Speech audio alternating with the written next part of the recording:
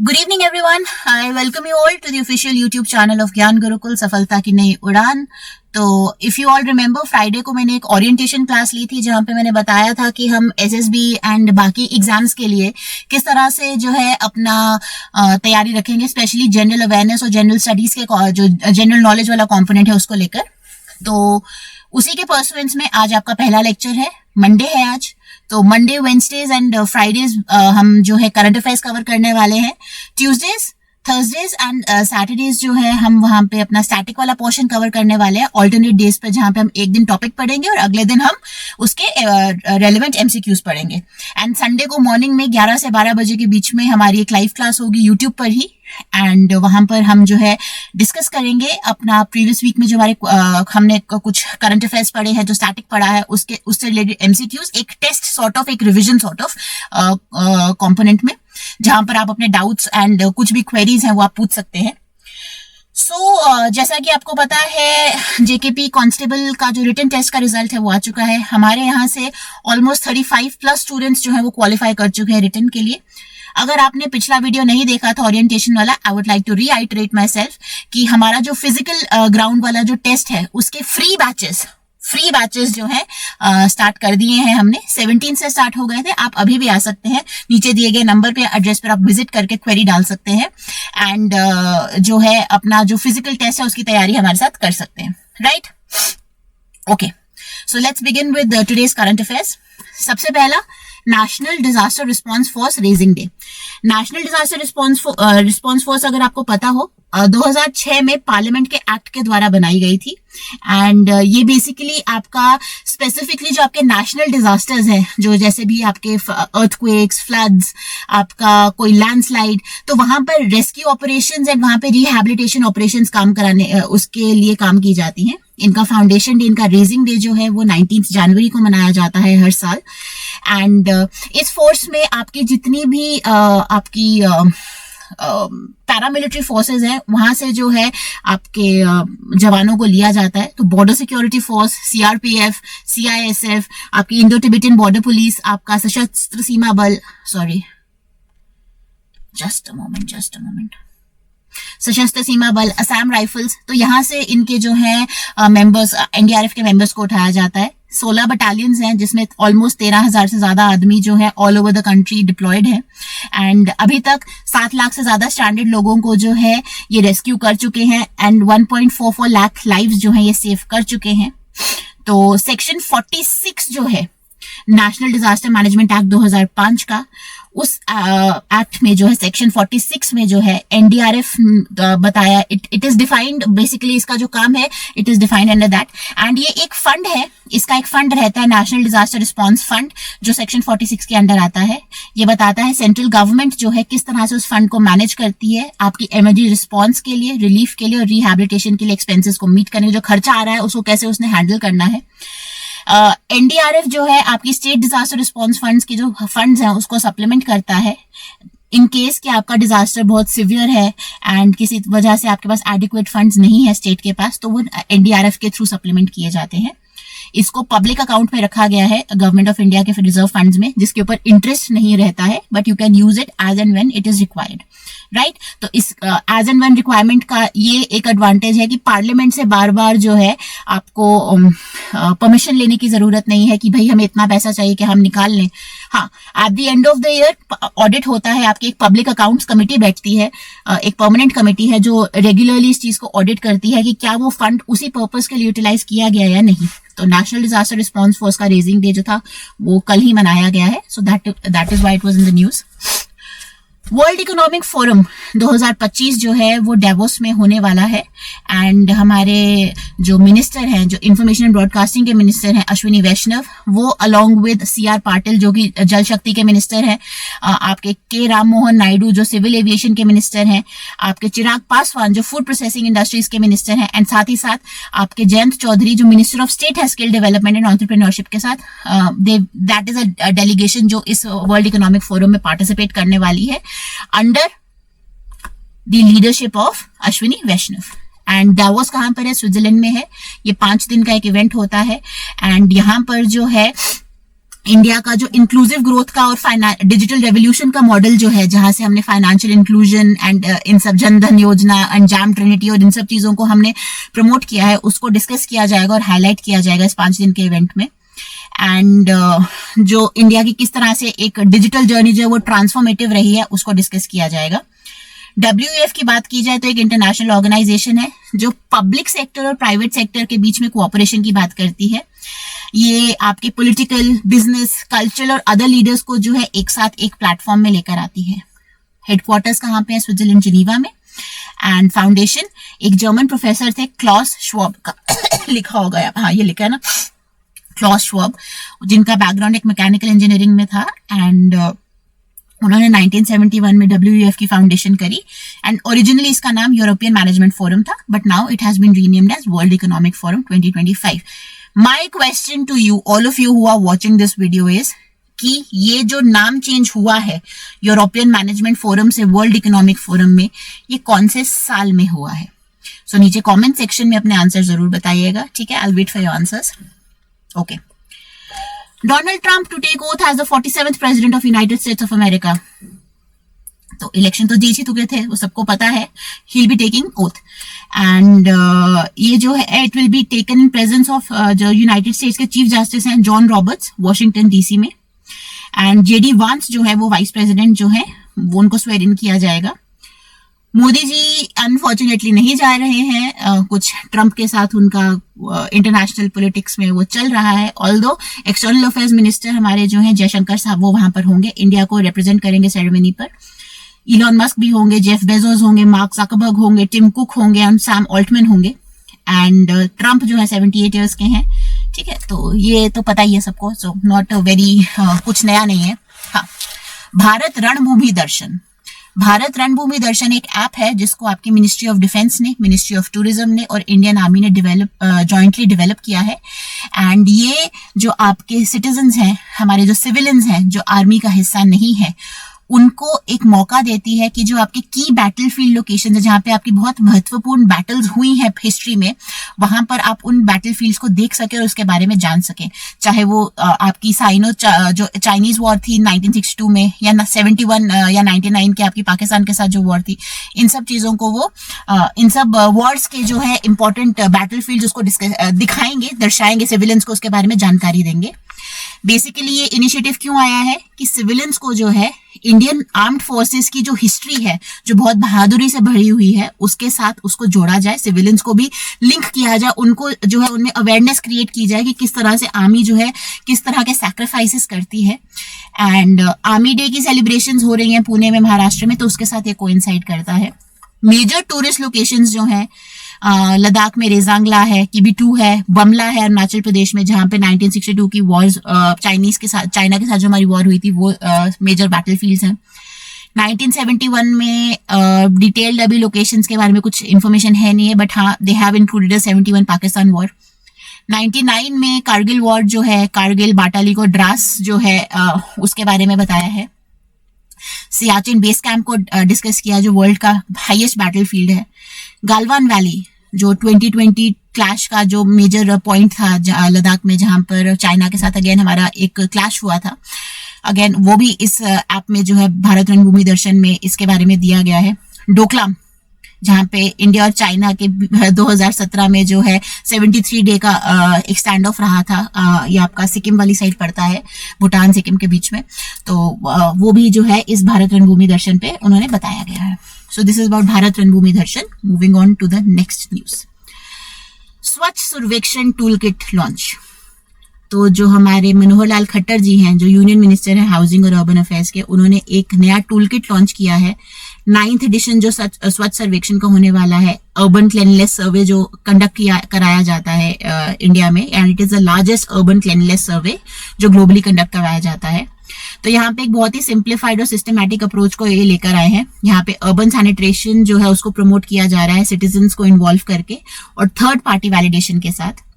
साथ ही साथ जो सुपर स्वच्छ लीग है उसको भी इंट्रोड्यूस कराया जा रहा है, विच रिकॉग्नाइजेस सिटीज जो क्लीनलीनेस में एक्सेल कर रहे हैं। 2016 में स्वच्छ सर्वेक्षण जो है उसको लाया गया था, इनॉग्रेट किया गया था, ministry of housing and urban affairs ही लेकर आई थी। अर्बन सैनिटेशन को प्रमोट करने की बात की जाती है पब्लिक की पार्टिसिपेशन के साथ। तो सुपर स्वच्छ लीग मैंने आपको बता दिया क्या है, राइट। एंड इसमें बेसिकली एक कंपेटिटिव एनवायरनमेंट बनाया जाएगा सिटीज के बीच में, सो दैट जो टॉप 3 हैं फॉर द लास्ट 3 ईयर्स उसके बीच में एक ऐसे तरह का कंपटीशन बनाया जाएगा, ठीक है। Sri Lanka to receive largest FDI from China. China की आपको स्ट्रिंग ऑफ पर्ल्स पॉलिसी तो पता ही होगी, जहां पर वो बेसिकली फाइनेंशियल हेल्प करके कंट्रीज को वहां पर जो है इंफ्रास्ट्रक्चर डेवलपमेंट एंड उनके की एसेट्स के ऊपर होल्ड कर रहा है। So now the news is कि श्रीलंका ऑलरेडी हम्बनटोटा और ये सब पोर्ट्स, जो कोलंबो पोर्ट्स जो थे श्रीलंका में, ऑलरेडी चाइना ही डेवलप कर रहा था। And now Sri Lanka is receiving the largest FDI from China and amount is $3.7 billion एक ऑयल रिफाइनरी के लिए।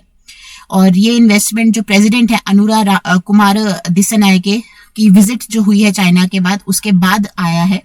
एंड चाइना के बेल्ट और रोड इनिशिएटिव जो है BRI इनिशिएटिव, उसके लिए बहुत इंपॉर्टेंट है, ठीक है। चाइना का जो सिनोपेक है वो रिफाइनरी बनाएगा एंड इस रिफाइनरी की कैपेसिटी होगी 200,000 बैरल्स पर डे, ठीक है। So this is about debt trap policy है बेसिकली चाइना की, जहां पर वो पैसा देता है एंड बिकॉज इतना इंटरेस्ट रेट लगा रहे कंट्रीज जो है रिपे नहीं कर पा रही हैं, तो they lose control over the assets, क्योंकि वो लोन्स को रिपे नहीं कर पाते हैं, ठीक है। Okay, moving on. Kho kho world cup 2025 maiden kho kho world cup जो था इंडिया में जो है होस्ट करवाया गया दिल्ली में, इंदिरा गांधी इंडोर स्टेडियम में हुआ था। एंड दोनों men's team and women's team from India they have secured the gold medal for this, ठीक है। They defeated Nepal, so that is all about it. Musi river जो है, मूसी रिवर हेरिटेज साइट, उसको जो है वर्ल्ड मॉन्यूमेंट्स वॉच ने recognise किया है, राइट। एंड उससे क्या हाईलाइट होता है कि भाई इस हेरिटेज साइट को प्रेजर्वेशन की जरूरत है, अर्बनाइजेशन और पोल्यूशन के चलते हुए यहाँ पे इसको कंजर्व करने की जरूरत है। की लैंडमार्क्स क्या है? तेलंगाना हाई कोर्ट है, स्टेट सेंट्रल लाइब्रेरी है, उस्मानिया जनरल हॉस्पिटल है और ब्रिटिश रेजिडेंसी है।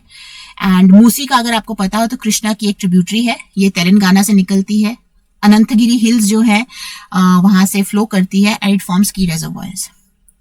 इंडिया ओपन बैडमिंटन 2025 में आपको अगर पता हो डेनमार्क के विक्टर एक्सेलसन है, वो जीते हैं men single. Women single south Korea की एन से यंग जीती हैं, उन्होंने थाईलैंड की पी चोचुवोंग को हराया है, right. Men's double title Malaysia को गया है एंड विमेन्स डबल टाइटल जो है जापान को गया है, ठीक है। और मिक्स डबल टाइटल जो है वो अगेन चाइना को गया है। चाइना ने पाकिस्तानी सैटेलाइट PRSC EO-1 को लॉन्च किया है स्पेस में, right, using the long March 2D rocket. 556th जो है लॉन्ग मार्च मिशन था ये। एंड 2 एडिशनल सैटेलाइट्स भी भेजी गई PRSC EO-1 के साथ, Tianlu-1 and Lantern-1। China Pakistan की स्पेस कोलैबोरेशन भी जो है वो इंप्रूव हो रही है BRI के बाद एंड डेट ट्रैप और इन सब चीजों के बाद, डिफेंस टाइज के बाद अब क्या बन रहा है, इनकी स्पेस कोलैबोरेशन भी बढ़ रही है। प्रीवियस मिशंस जहां पे इनकी कोलैबोरेशन देखने को मिली है वो है पाकिस्तान ने जब अपनी first optical remote sensing satellite PRSS launch करी थी 2018 में।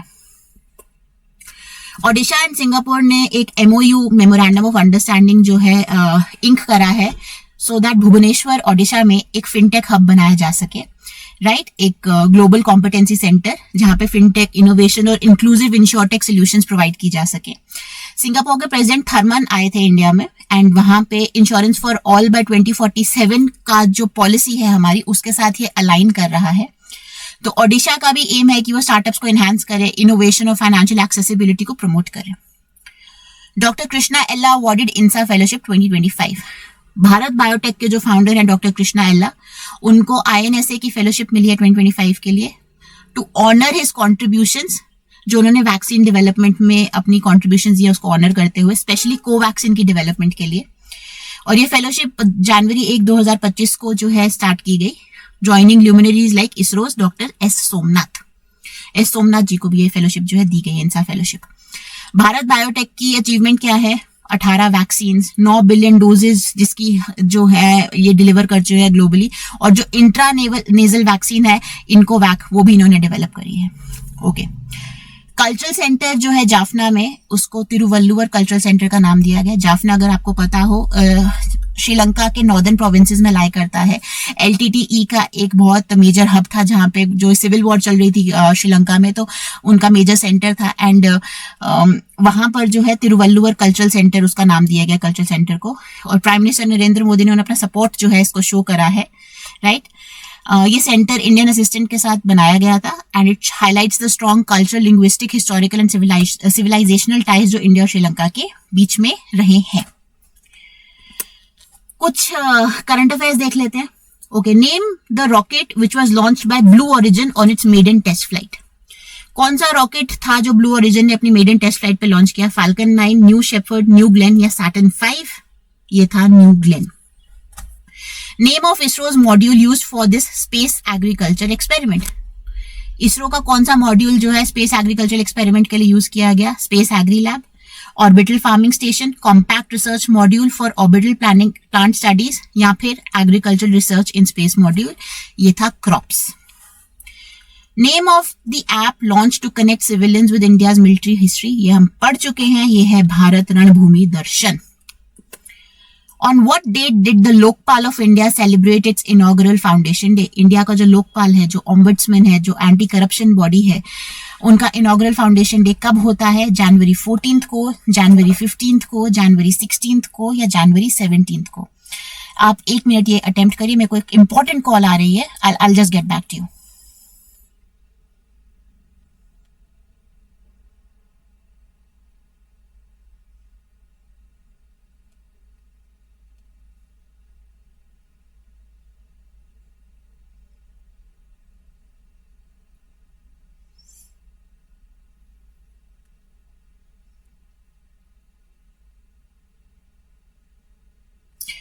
हाँ जी, sorry. So this was celebrated on January 16, 2025। What is the Prabhav fact book? एक फाइनेंशियल रिपोर्ट है स्टार्टअप्स के लिए, एक गाइड है इंडिया के स्टार्टअप इकोसिस्टम अचीवमेंट्स का, एक मेंटरशिप प्रोग्राम है विमेन एंटरप्रेन्योर्स के लिए, या एक रेगुलेटरी गाइड है फॉर स्टार्टअप कंप्लायंस? ये है आंसर बी, एक गाइड है इंडिया के स्टार्टअप इकोसिस्टम की अचीवमेंट्स का। Okay, what is the Bharat startup challenge? A programme promoting agricultural startups exclusively, a collaboration with international venture capitalists, a networking event for tier 1 city startups, या a competition offering 75 challenges across diverse sectors? ये है D, a competition offering 75 challenges across diverse sectors. Okay, moving on to the next question. Where is HEM Textile 2025 being held? London में, Frankfurt में, Paris में या मिलान में? ये हो रहा है फ्रैंकफर्ट में। What is the current January 2025 judicial strength of the Supreme Court of India after Justice Chandran's appointment? अभी recently Justice Chandran को अपॉइंट किया गया है, तो उनके अपॉइंटमेंट के बाद अभी का जुडिशियल स्ट्रेंथ क्या है सुप्रीम कोर्ट का? ये है 33। Kirkuk, which was seen in the news, is located in which country? कौन सी कंट्री का सिटी है Kirkuk? ये है इराक का। Umiam lake seen in the news is located in which state?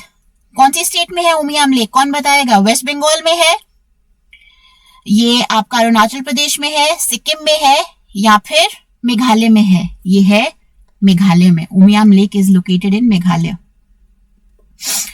Who is appointed as the secretary of the Department of Higher Education in the Ministry of Education? कौन किसको जो है appoint किया गया एज सेक्रेटरी? ये है Vineet Joshi, option C. Okay, next question, where will the third launch pad of ISRO be established? ISRO का तीसरा लॉन्च पैड कहां बनाया जाएगा? ये बनाया जाएगा सतीश धवन स्पेस सेंटर श्रीहरिकोटा में। Which ministry is responsible for the Kalagram for Mahakumbh 2025? आपको पता होगा 13 जनवरी से 26 फरवरी तक महाकुंभ जो है चल रहा है। 144 ईयर्स में पहली बार ये, मतलब 144 ईयर्स बाद ये इवेंट आया है।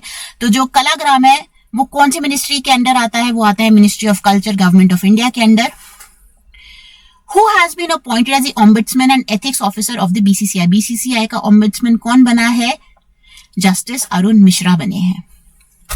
Primary objective of the National Broadband Mission 2.0 to establish a universal 5G network across India, to connect the remaining 1.7 lakh villages in India with broadband, to replace all existing telecom towers with 4G towers, to create a nationwide Wi-Fi network. इसका answer है B। 2.0 में जो हमारे बचे हुए 1.7 lakh villages हैं उसको हम ब्रॉडबैंड से कनेक्ट करने की बात कर रहे हैं।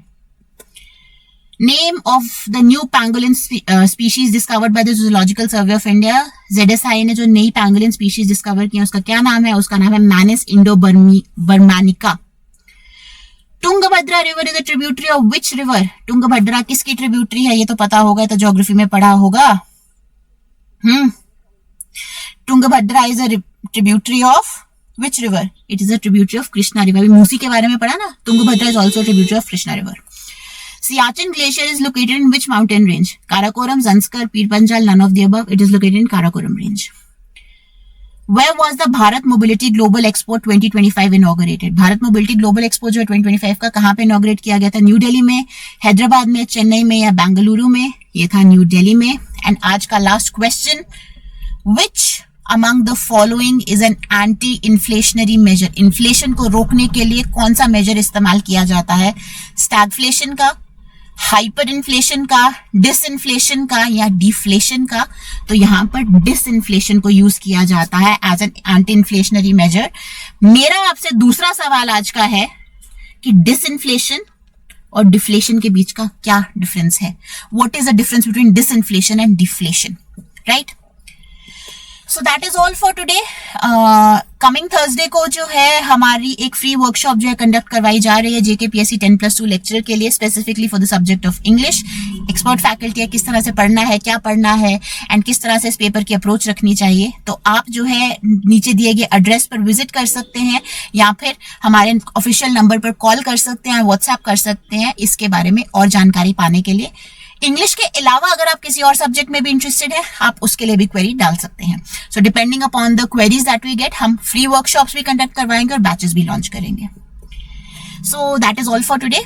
Thank you very much for joining us and please please please like करना, शेयर करना, कमेंट करना ना भूलें, सब्सक्राइब करें एंड जो क्वेश्चंस पूछेंगे उसका आंसर करें। अपने नियर एंड डियर वंस के साथ, अपने फ्रेंड्स के साथ जो है इस वीडियो को जितना ज्यादा शेयर कर सकते हैं शेयर करें, ठीक है? And I will see you all tomorrow with the lecture on static GK. Have a good evening all of you, happy studying and see you all soon. Bye bye.